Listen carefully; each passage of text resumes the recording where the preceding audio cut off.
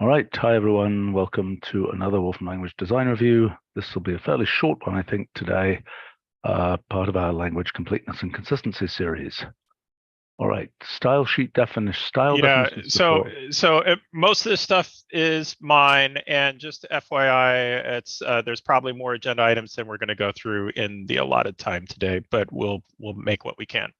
Okay. So in terms of supporting the style sheet repository, Mhm. we have a significant issue that style definitions can only take certain things, and it's usually the front end is pretty good about if it receives something it just doesn't recognize, then it preserves it, and it may behave badly, but it preserves it and then serializes it back out uncontaminated, uncorrupted. But not so with style definitions. So I can't do like style definitions, arrow resource object or something like that, because older front ends will corrupt these notebooks.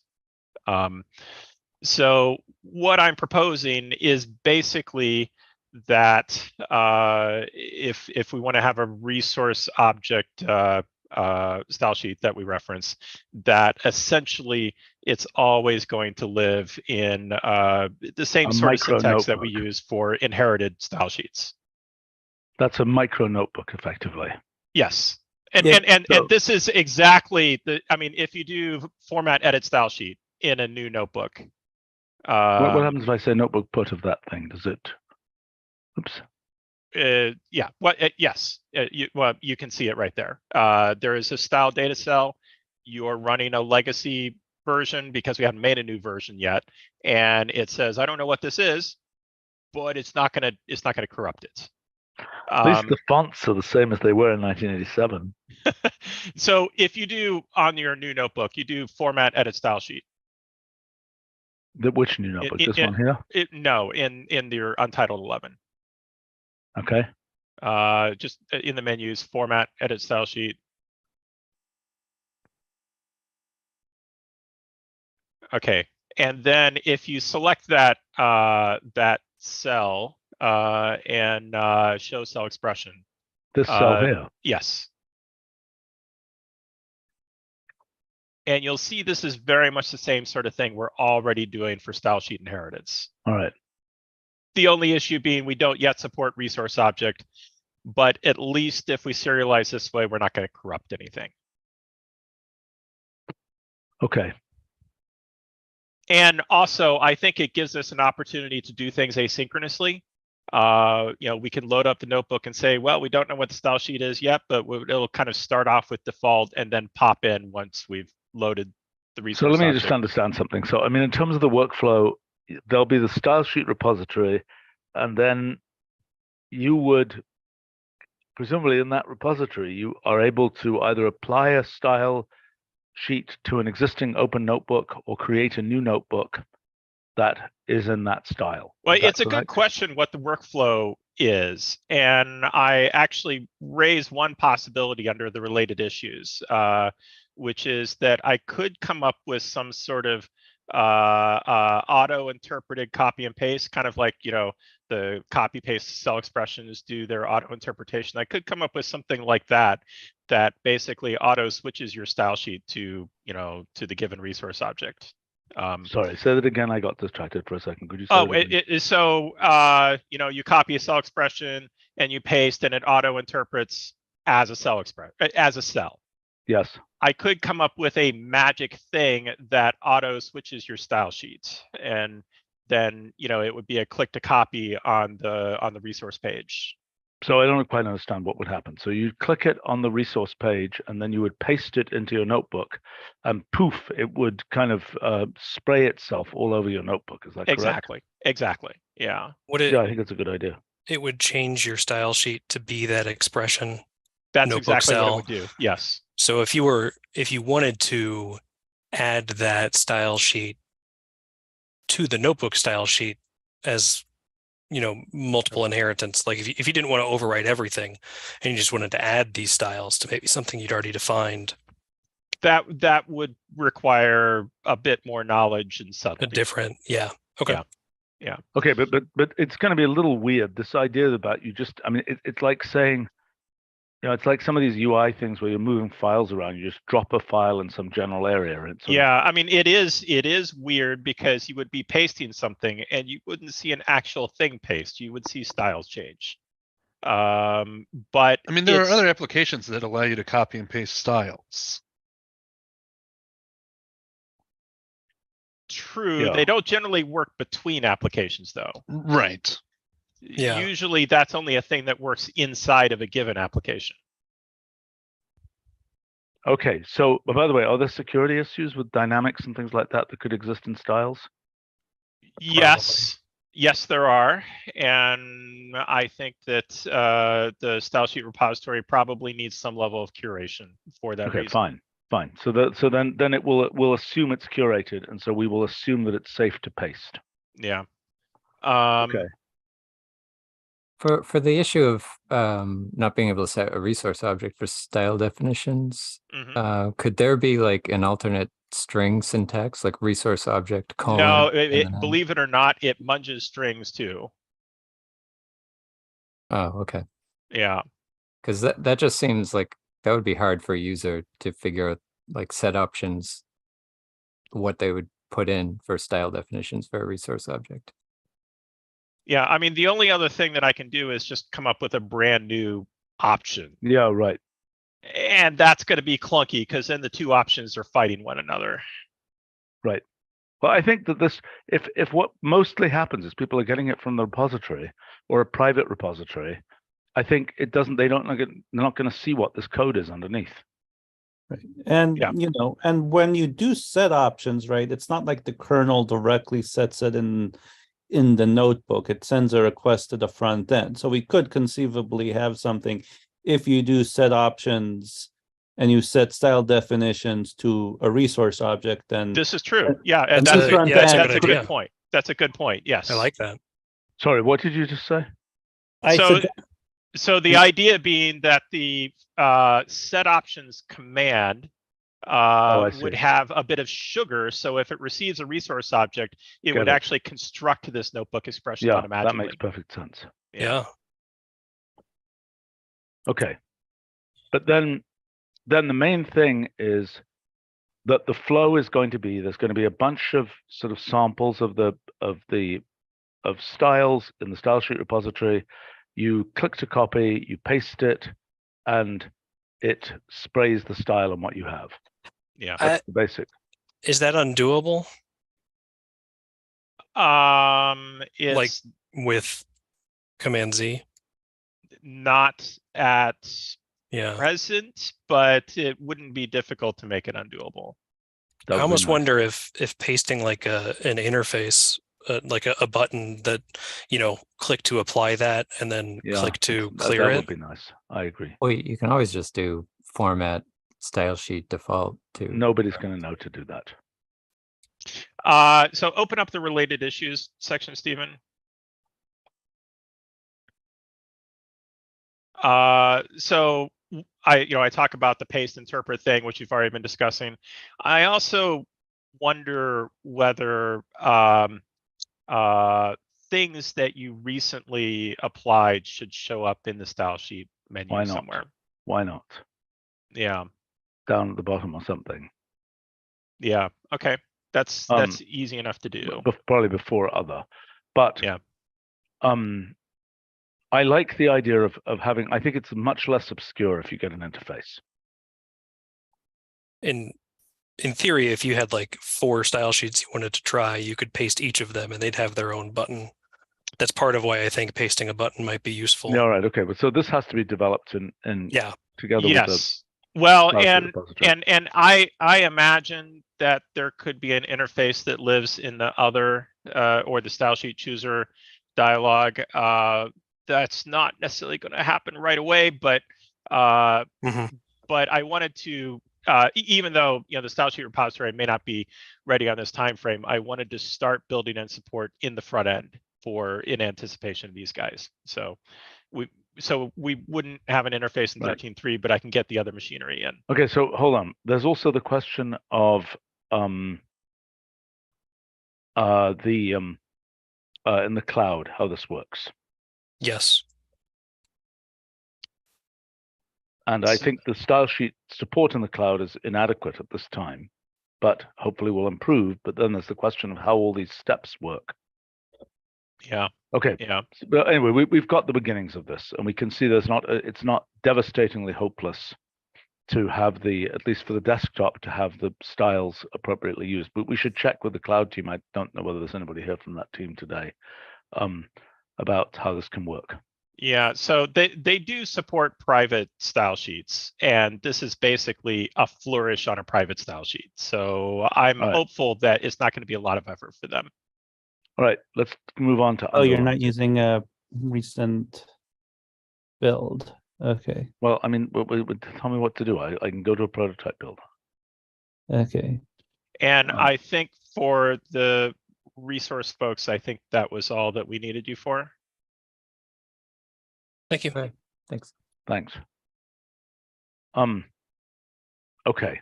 Underlighted. Sandra is commenting on our live stream that he doesn't like the name, and we also had terrible trouble with the name yesterday. Where does that name come from?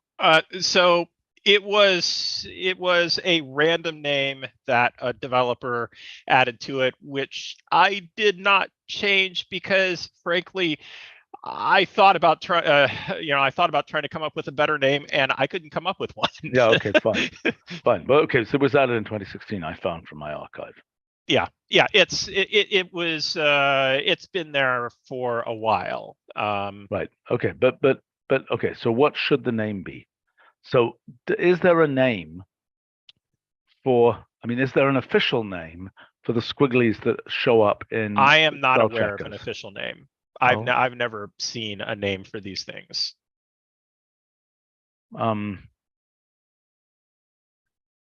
And I'm uncomfortable with using the word squiggly because one of the things we've discussed is having variations of these things that wouldn't necessarily be squiggly. I agree. The wavy red underline, it says. And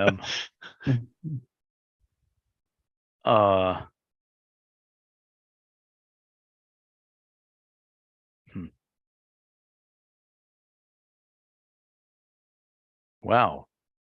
Even Microsoft refers to it not the red squiggly underline. They call it a squiggly too. So, I mean, it is related to highlighting. I know. It's not what we think of as, like a yellow highlighter sort of thing, but it is related to the conceptually. Well, I mean, so the question is, could it be a feature of highlighted?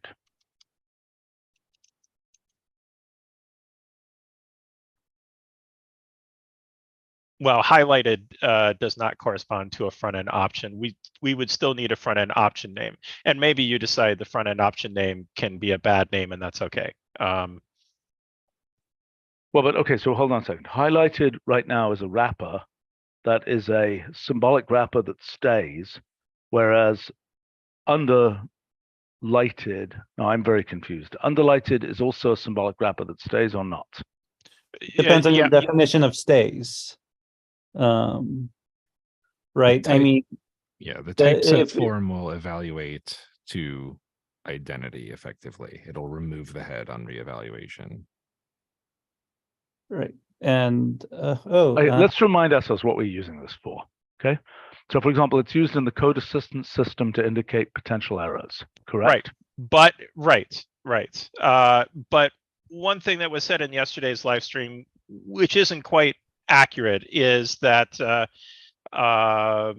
that you can't really assume that you can just put it into editable code and then people can edit it and everything will be fine, because and this is true with highlighted as well, that the thing which does the highlighting imposes structure, and that structure might drop away on evaluation, but it exists for purposes of editing.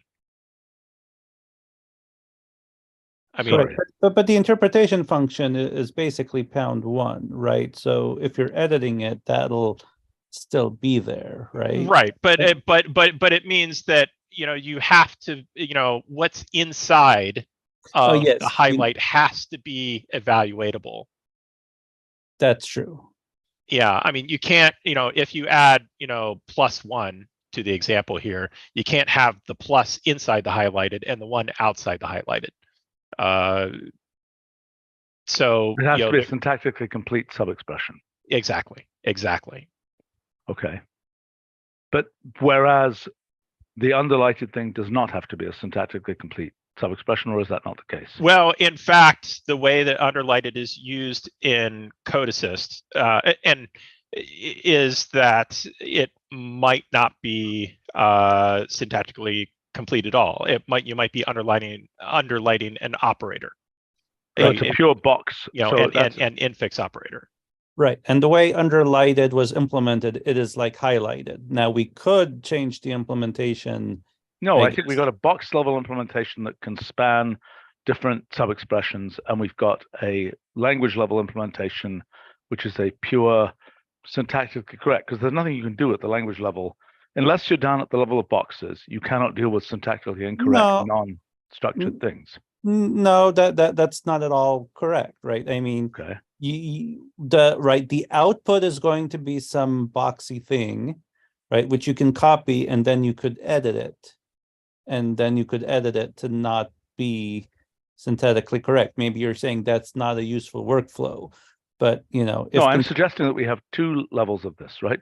Just like highlighted is always highlighting a sub-expression, right? A syntactically meaningful sub-expression. Actually, it's more than syntactically meaningful. It's semantically, evaluationally meaningful sub-expression. Because, but that has nothing to do with the point that John and I are making. Okay.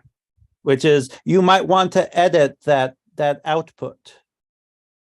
And you can, we could make it so that what's inside the underlight doesn't correspond to a sub-expression if we wanted to. Now, maybe we don't want to, but I understand. You're saying that you could allow that the box expression. I mean, I don't understand why the thing isn't making the same box expression that it would make were it to be generating raw boxes, but the boxes happen to have a complete sub-expression being the highlighted thing, if that makes sense. Right. Look, the number one issue here is we need a name analogous to highlighted that, and I'm not quite sure why we don't have a second argument to highlighted that is just the manner of highlighting. Well, so that's possible. Like I said, we would still have to have the front end option name, and the front end option name could continue to be underlighted, and we just don't care about that because it's sort of in a ghetto of front end option names. Is it an option name or is it a setting? It's a front end. Well, it's a sub option actually. It's a sub option of what? Font variations, as right there in the agenda, complete with screenshot and link to said ref page. Wait a minute, where are we looking here? I don't understand. Documented. Oh, I see. Documented here. Right, on font variations. Okay, but styling the. I mean, it's amusing to call it underlight in that case, but I mean, if that case is always going to be the red, I mean, where does the color of that get set? That's the value of the underlight specification. Oh, the color used for highlighting. Yep. So you can't say underlight goes to true, but for the wrapper function we made, we had a default color, which is red, corresponding to the spell checker color. Okay, so look, the obvious thing would be, since we got underline, the obvious name would be underwavy or something, because an underline is a line underneath something. Yeah, so there is, aside from the shape, there is another fundamental difference, which is that underline is always the color of the fonts. Whereas I see. Underlight is quite often not the color of the font, and it's certainly, the point being, it has an independent color specification. It's a weird name, but it's not. I mean, we have been using it for a number of years, and it's not obviously. Well, look, is it always going to be a wavy line of unknown color? So we have talked about, I mean, one specific proposal we had, although I think that proposal may have aged out and, never got implemented, but was a railroad track version. A kind of like slant, like a row of slanted lines that look like slanted railroad ties. Yeah. I mean, if we want, maybe we, right? I mean, we could have a second argument to highlighted, which is, I don't know. Again, we'd have to come up with a name for it, but, and right, we could have a string name that's, just the, well, but we've only got background colors. Highlighted has specifications for background color, does not have a specification. It's going to get weird because it's a full background highlighting. Right. Look, I mean, this is sort of an emphasis thing. We could call it emphasis line color or emphasis line style. We could call this thing an emphasis line. That's not ridiculous. Okay. So then that option would become emphasis line style. And then the style will be a color, or we could generalize that to something different. Yeah, I mean, we don't support this right now, but one could imagine, like thickness or something like that as well. Right. I mean, it is adding the style is a bit weird, right? I mean, none of those things have style in them. Yeah, but none of them they're all true false. No, so caps type is not true false. Well, but it says type at the end. It's okay. Right, as opposed to just being a statement. Okay. Mm-hmm. Let's try emphasis line style. I mean, and we're describing it as a line or emphasis underline style. Maybe that would be the most explicit thing to call it, emphasis underline style. So the noun form of the thing is an emphasis underline. Hello? What? Well, okay. Let's take a very quick look at these other things. I'm really going to have to go in a second here. Okay. I had demos that were totally working, and then a massive demo breakage on this thing came through, which is a shame because I really wanted to show you this. But the point being, we have support for nested action menus. Wonderful. This is the syntax that we're using right now. I'm hugely in favor of the syntax, but of course, want to run it by you. Seems sensible to me. Okay. I mean, because I don't think it means anything. The only thing that could happen is there's an ambiguity here, obviously. Right.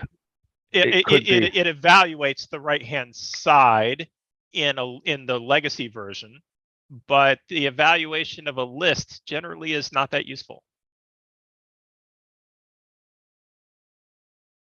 Well, I mean, you're saying that a particular action element, yes, because an action menu is doing side effect things. Yes. Right. A list is kind of a blah, side effectively, it's not very useful because you never get to see the list. Yes. I mean, it's not even really ambiguous because it's rule versus rule delayed.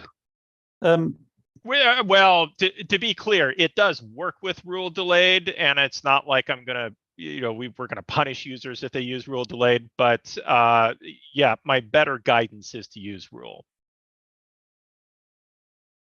Right. So sorry, I was trying to quiet a ringing phone, so I missed the transition between those two agenda items. Did we come up with a name for the head version? Oh, we didn't. Okay. Right, Well, we could call it emphasis underlined. that works. It's a bit long, but I don't think it's terrible. Okay. Yeah.